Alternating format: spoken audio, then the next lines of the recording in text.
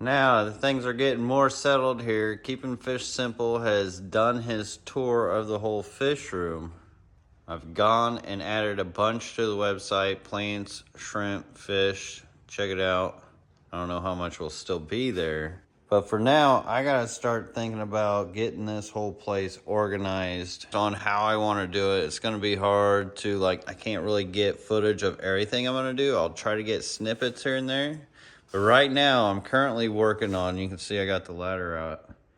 I am gonna go ahead and go with pearlweed all the way down the top row because those are guppies and that's a great plant. I didn't want to do all guppy grass everywhere. I was trying to do more moss in them, but moss is more of a slow grower, plus doesn't give the top protection for the guppies that I'm going to do on the top row. And going to do rice fish on the bottom, and then I'm going to leave the 2 middle layers where it's like in and out fish that are growing out and or ready to be ready for the website that has been homegrown here.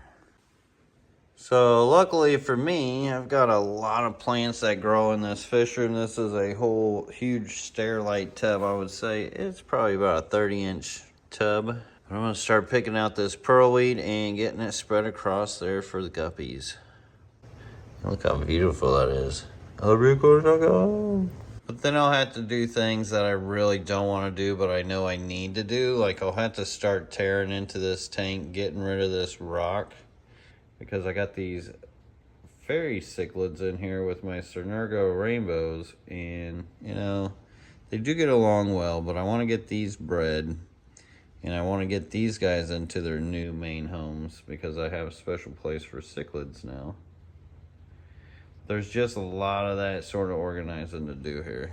But it's kind of tough because I love these scattered natural environments because you never know how they're gonna lay out. I mean, you kind of know a little bit of how they're gonna lay out, but try replicating that. Good luck. All right, this top row all has been seeded with pearlweed all the way down. Pulled some Rotalia colorata out of the shrimp tank here. We're gonna do something a little bit different for the guppy in the row up here. These will give a nice little different coverage for these guppies here. And they got the rock piles as well. The others don't because technically they weren't supposed to be guppy tanks. That's what this whole row over here is, endlers and guppies. You know how it goes, you know. I don't know if I'll need more than that, but then I went ahead and seeded some of this bacopa because I'm trying to get it out of my rainbow fish area here. And figured that would be a good choice for these black water kind of guppy tanks. Where they can just grow off the top. I got a lot of the bare ones, the ones that are just stragglers, but what will happen is those things will really run off. They look like crap now, but those things, that's what will really get going. Then underneath them, I seeded it with some Reishi. Really cool floating plant. Does usually like CO2, but you can grow it without it. And then the tank looks nasty, dirty, but look at it on the inside. It's actually full of Daphnia, clear, clean. What's sitting on top is mostly a combination of hardness, like calcium scale building, and biofilm. The guppies love that. You look in the tank next to it, night and day. So if I were to throw these guys over here, give it a little while, they'd take care of it. They clean it right up. So real quick, we ended up seeding 32 tanks with plants. Set and forget them, let them do their thing, and should be nice in the future here. Well, no filter Goodieds seem to work pretty good. They had a bunch of babies in here. I kept a few of the females that were looking pregnant. And quite a few babies in here. So, no filter Goodieds. Look how big these axolotls have gotten. They're straight posting up. So I have went ahead and seeded 32 tanks with plants now, all the way down up there. Now I've got to work on I gotta work on the outflow, the drain for all these pump systems that pull the water out of my tanks. So I've got to dig all the way to out there, as well as all the way down here. You can see I've already broke a shovel. I've got to dig all the way down both sides. So that's going to be a bit of digging down to here, and then I'll have it all drain out into this hole. But eventually we'll turn it into a pond. Just got to get a liner for it. And while we're out here, let's take a little gander at the practice pond. They're all doing good. That's good to see. This plant is wanting to grow. Nice natural tannic. I just threw the sand in. Leaves and whatnot have fallen in. Lots of good stuff for them to breed and eat off of. Hopefully we'll see some babies at some point. It has been cold. It's like this little weed in there, like the top of a plant. I don't know what it is, but look at all the mulm and things growing on it. That is good stuff right there for breeding. And if it overflows ever, the overflow will go into the soil. I've never had the issue because I've never filled it up, but I won't have to worry about my fish flopping out. One day I'm gonna get a bunch of these. But for now, I gotta do all this digging. All right, got it all dug out here. Figured out why I had a termite problem. There's a big old log here going over to that wood, which was just feeding a tunnel. Freaking termites over there, but got it all dug over here. Now, if you see the shadow of this tree, trying to stay away from that tree, I'll probably bring this pond in a little more this way.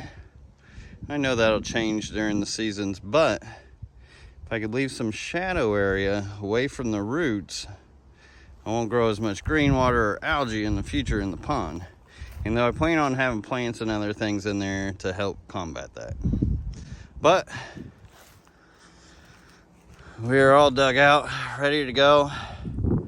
Gotta save some energy for shipping. I'll knock this out, work on the piping tomorrow.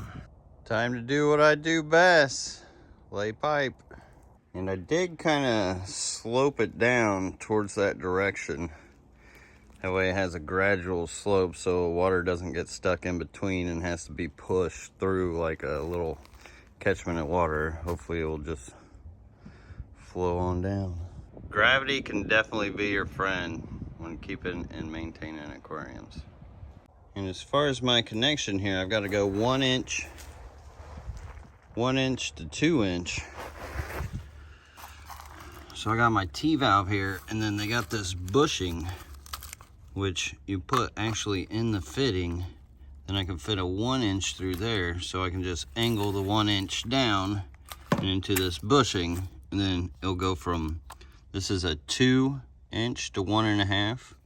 So the 1.5 that gets bushing down from this will go to the 2. So this is a 1 inch, 1.5 bushing. This is a 2 inch to 1.5. So that's where everything gets reduced or actually enlarged. But now that I got everything laid out, I realized I forgot my couplings, so I have to go get those. But then after that, we'll glue it all together and should be able to. Plumbing time, getting it started. Getting there, making sure I slope it on my way down. Finally getting to the last pump, the one that goes down there. You know, it's never fun to cut into your work, but I gotta stem it all the way back down here. Tee it up, put the crosses in the other ones. Boom, boom. And get my final pump in. It's done. Last pump is in and out. Got the drainage pipe done here. I'm gonna go down with the level, make sure it's going that way. Most of it is. I'm gonna try to keep it as high as I can when I get down that direction. That way I don't have a lot of elevation between the top of the water and the dirt and all that for my pond. But anyways, it's going into a pond. Boomski. I got that propped right now. But I can at least start burying it. It's covered and smoothed out. But before I go ahead and cover all this, to go ahead and level it. That way it was going down. A little out of breath from shoveling everything, running to get the phone, but down it'll go at the beginning of the pond. Probably end up digging like all this out, this big old space. Probably make it a decent sized pond. Let's go ahead and test this first. Make sure it runs good, so I'm gonna test this side first. Which goes a little something like this. Okay, not going by itself. Sometimes gravity will do it, but let's kick it on. It's running, so should be pulling. And you can see a lower in there. Just go test it out. Usually once that gravity's going, shut that off.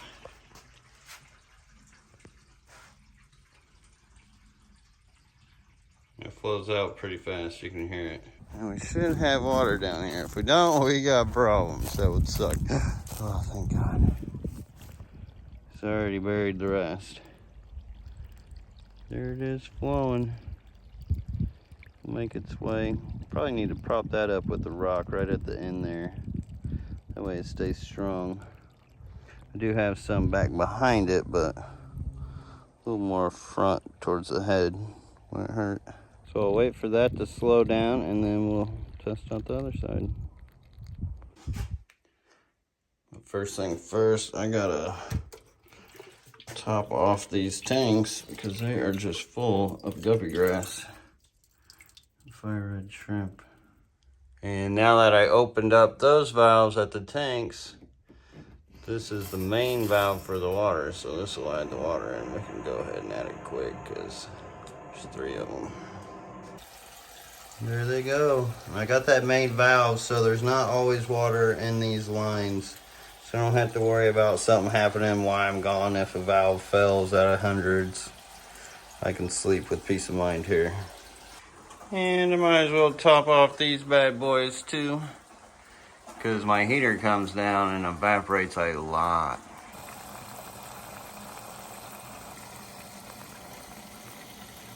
Alright, time to test this one. And yes, I know my doors are horrendous, but it's an old barn door out here in the south. Might as well start at the beginning.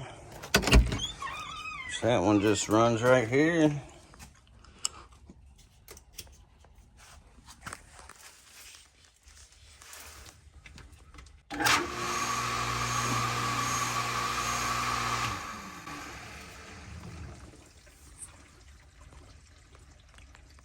Tanks, get her flowing. I can do quite a few tanks at once. Oh yeah, it's flowing good. I did want to go 3 inches, but you know, this stuff is crazy priced. 2 inches is good enough. Ooh, it broke. Finally broke.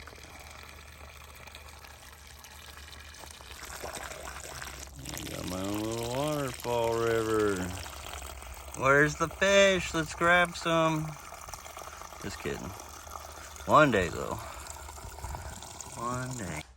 I don't know if you guys understand what this means, but this means that this water change system is pretty much 100% done. Almost fell in that thing.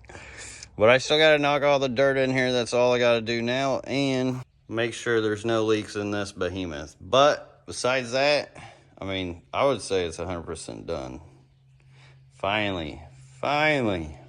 And this also means that I am sitting way better here than I was at the old place. Finally, you know, I put a lot of love, a lot of effort, a lot of time, sweat, blood, whatever you want to call it, into making this happen. And you know what? I kept going at it. And you know, if you got a dream, keep going at it, because if I can do one thing, I hope it inspires you guys to follow your dreams.